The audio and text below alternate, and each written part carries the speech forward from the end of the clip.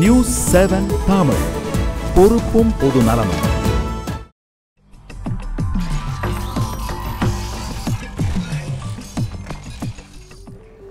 அனைவருக்கும் அன்பான வணக்கங்கள். கேள்வி நேரம் நிகழ்ச்சிக்காக உங்கள் அனைவரையும் அன்போடு வரவேற்கிறேன். இன்றைய கேள்வி நேரம் நிகழ்ச்சியில் நம்ம என்ன தலைப்புகளில் விவாதிக்க போகிறோம் பார்க்கலாம். இன்றைக்கு நம்ம விவாதத்திற்காக எடுத்துக்கொண்டிருக்கக்கூடிய பொருள் ராஜபக்சேவினுடைய பேட்டி. ஒரு தேர்தல் தோல்விக்கு பிறகு, அதிபர் அரியணையிலிருந்து கீழிறங்கிய பிறகு சொந்த மக்களை, சொந்த ஊருக்கு சென்று அந்த மக்களை சந்தித்த போது அவர் தெரிவித்திருக்கக்கூடிய கருத்துக்கள் விவாத பொருளாக மாறியிருக்கிறது. அவர் தெரிவித்திருக்கக்கூடிய கருத்து, தமிழர்கள் எனக்கு எதிராக வாக்களித்ததால் தான் நான் தோல்வியுற்றேன், தமிழர்கள் தான் என் தோல்விக்கான காரணம் என்கிற தொனியில் அவர் பேசியிருக்கிறார். இந்த புள்ளியில் அமர்ந்துதான் இந்த விவாதத்தை நம்ம நகர்த்த போகிறோம். இது பற்றியெல்லாம் நம்ம பல்வேறு தளங்களில் விவாதிக்கலாம். ஆனால் தலைப்புச் செய்திகளுக்கு பிறகு நம்ம விவாதிக்கலாம். அனிதா, இது தலைப்பு செய்திகளுக்கான நேரம். கண்டிப்பா விஜயன், இன்றைக்குரிய தலைப்புச் செய்திகளை பார்க்கலாம். டெல்லியில் சட்டப்பேரவை தேர்தல் பிரச்சாரத்தை தொடங்கினார் நரேந்திர மோடி. பாரதிய ஜனதா ஆட்சிக்கு வந்தால் தடையில்லா மின்சாரம் வழங்கப்படும் என உறுதி. வழக்கம் போல் ஜல்லிக்கட்டு நடத்த உரிய நடவடிக்கை எடுக்கப்படும் என தமிழக அரசு அறிவிப்பு. தமிழர்களின் பாரம்பரியம் பாதுகாக்கப்படும் என்றும் உறுதி. ராஜபாளையம் அருகே 17 பேரை பலி வாங்கிய டெங்கு காய்ச்சல். தடுப்பு நடவடிக்கைகள் குறித்து 2வது நாளாக அமைச்சர்கள் ஆய்வு.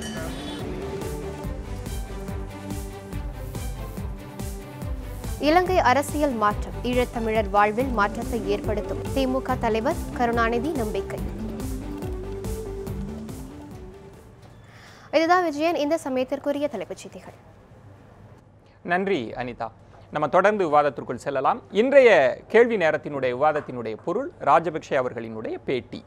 ஒரு தேர்தல் தோல்விக்கு பிறகு ஒரு அதிபராக இருந்தவர் தெரிவிக்கக்கூடிய கருத்துக்கள் என்றைக்குமே விவாத பொருளாக மாறும். ராஜபக்சே அவர்கள் தெரிவித்திருக்கக்கூடிய கருத்து, தமிழர்களினுடைய எதிரான வாக்குகள் எனது தோல்விக்கு காரணமாக அமைந்திருக்கிறது என்று பேசியிருக்கிறார். இந்த தோல்வியால் நான் ஒன்றும் மனம் கலங்கிவிடப் போவதில்லை, தமிழர்களின் வாக்குகளால் நான் தோல்வியுற்றேன் என்பதை நான் பொருட்படுத்தப் போவதில்லை என்கிற துணியில் தன்னுடைய சொந்த மண்ணில், சொந்த மக்களிடத்தில் பேசியிருக்கிறார். இந்த விவாத பொருள் பல்வேறு தளங்களில் பயணிக்க வேண்டியிருக்கிறது. ராஜபக்சே இப்படி சொல்வதற்கான காரணம் என்ன?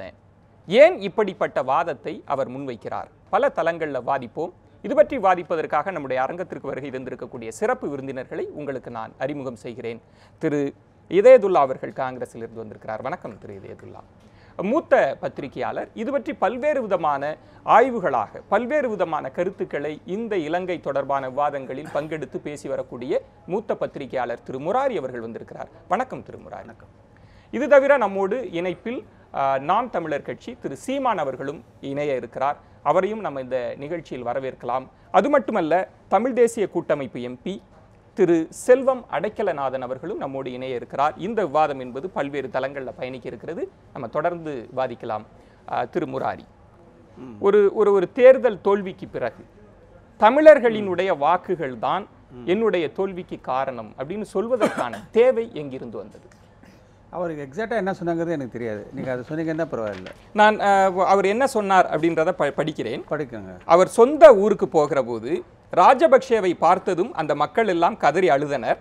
இதனால் ராஜபக்சேவும் கண்ணீர் விட்ட பிறகு அவர் பேசியது, வடக்கு மற்றும் கிழக்கு மாகாணங்களில் தமிழர்கள் எனக்கு எதிராக வாக்களித்திருக்கிறார்கள், மலையக தமிழர்களும் எனக்கு வாக்களிக்கவில்லை, இப்படி தமிழர்கள் அனைவரும் ஒட்டுமொத்தமாக எனக்கு ஓட்டு போடாததால் தான் நான் தோல்வி அடைய நேரிட்டது, தமிழர்களால் தான் நான் தோற்கடிக்கப்பட்டேன், தமிழர்களினுடைய வாக்குகளால் கிடைத்த இந்த தோல்வியை என்னால் ஒருபோதும் ஏற்றுக்கொள்ள முடியாது.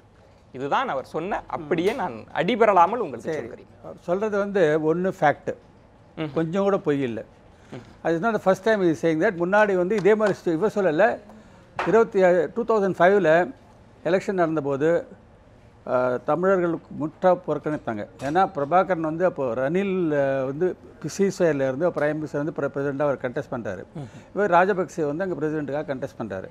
அந்த சுச்சுவேஷனில் முதல்ல நியூட்ரலாக இருக்கணும்னு சொல்லி பிரபாகரன் சொன்னாங்க. தமிழ்ஸ் எல்லாம் நியூட்ரலாக சொன்னால் என்ன இருந்தாலும் வாரோட பீஸ் பெட்டர்னு சொல்லி ரணிலுக்கு ஓட்டு போடுவாருன்னு சொல்லிட்டு என்ன பண்ணாங்க, அதுக்கப்புறம் வந்து பாய்காட்னு அப்படின்னு சொல்லிட்டாங்க. அவங்க சொன்னால் அதுக்கப்புறம் பிரபாகரன் சொன்னால் யாரும் மீற மாட்டாங்க, தமிழர்கள் யாரும் ஓட்டே போடலை.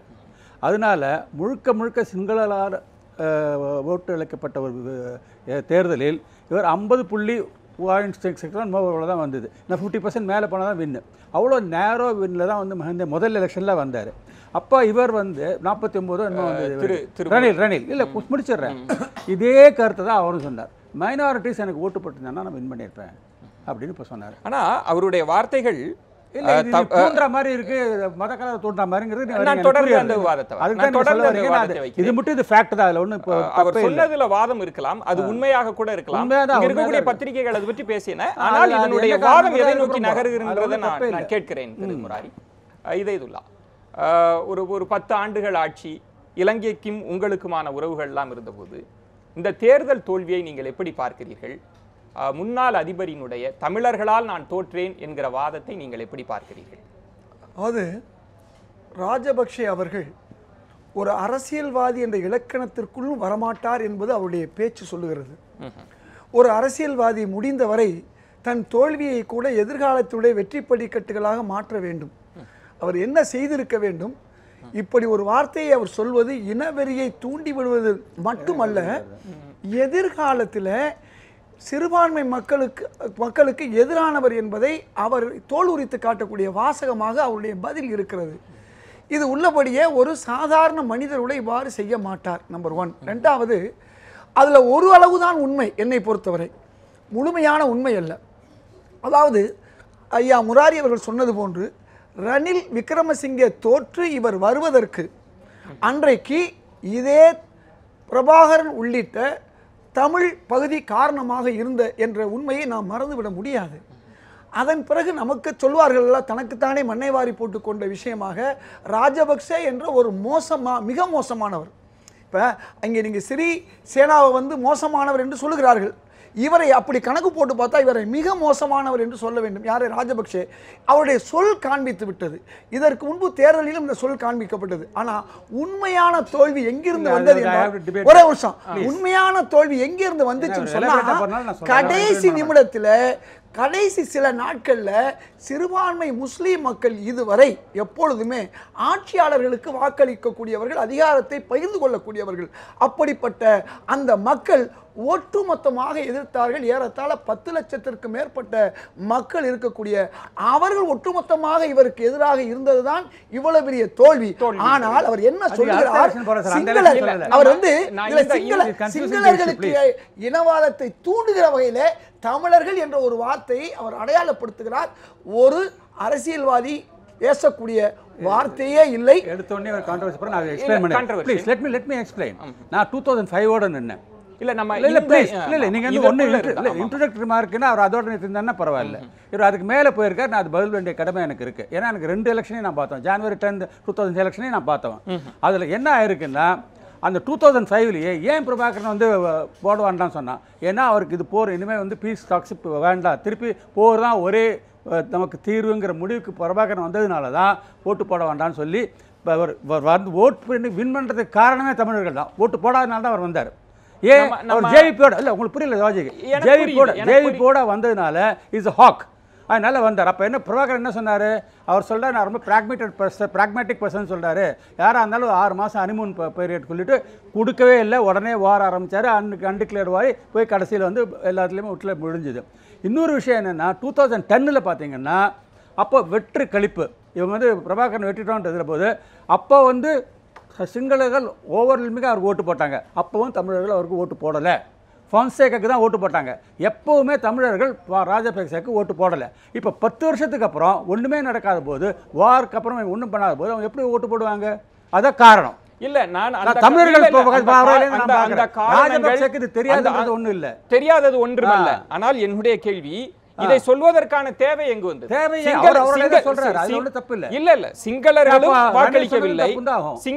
வாக்களிக்கவில்லை. அது பற்றி எல்லாம் அவர் பேசல. நம்ம அது தொடர்ந்து பேசலாம். இது ஒரே ஒரு சின்ன கருத்து. நான் சொன்னதை தான் அவர் வலியுறுத்தி இருக்கிறார். தமிழர்களை பொறுத்தவரை பொன்சேகாவுக்கு தான் வாக்களித்தார்கள்.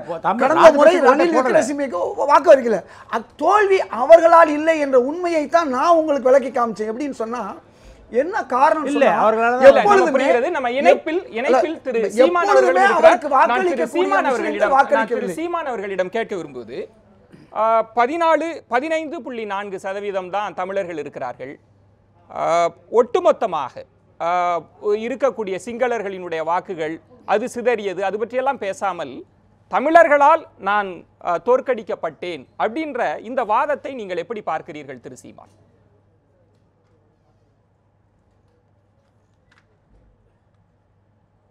இல்லை, அதுதானே உண்மையான காரணம் கூட. ஏன்னா சிங்கள மக்கள் பெருவாரியாக வந்து ராஜபக்சேக்கு வாக்கு செலுத்தியிருக்காங்க. அந்த வாக்கு பெரிய அளவில் குறையலை, பெரிய எதிர்ப்பை அவங்க காட்டலை.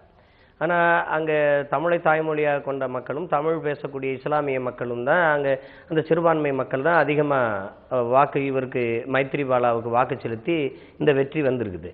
அதானே உண்மை. அதனால தான் அவர் ராஜபக்சே இதை சொல்கிறாரு, தமிழர்களால் தான் எனக்கு இந்த தோல்வி அப்படின்னு.